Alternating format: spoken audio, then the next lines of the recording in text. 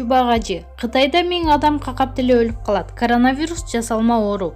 Кыргызстандагы белгилүү диний алымчы Багажы Жалилов дүйнөнү дүрбөлөңгө салган коронавирус оорусу тууралуу айтты.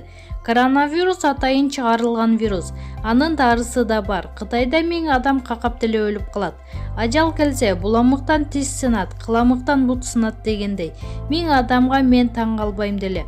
Эгерде 1,5 миллион адам өлүп калса ойлонсок болмок. Бул атайын жасалма оору. Ансыз деле ушунча адам аларда каза болуп турат.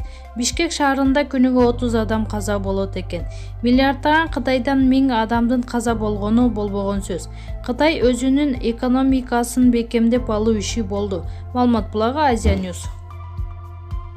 Аскар Акаев мекендештерине ыраазычылыгын билдирди. Экс-президент Аскар Акаев жалпы кыргыз элине кайрылып ыраазычылыгын билдирди.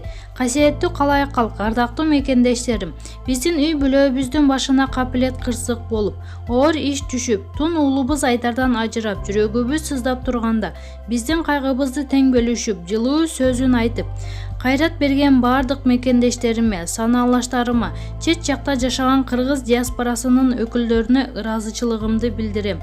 Мекенибизде бейкутчулук, элибизде ынтымак жана ар бир үй бүлөдө жакшылык болсун. Урматтоо менен Аскар Акаев деп билдирген. Маалымат булагы Аргумент Чекиткейчи.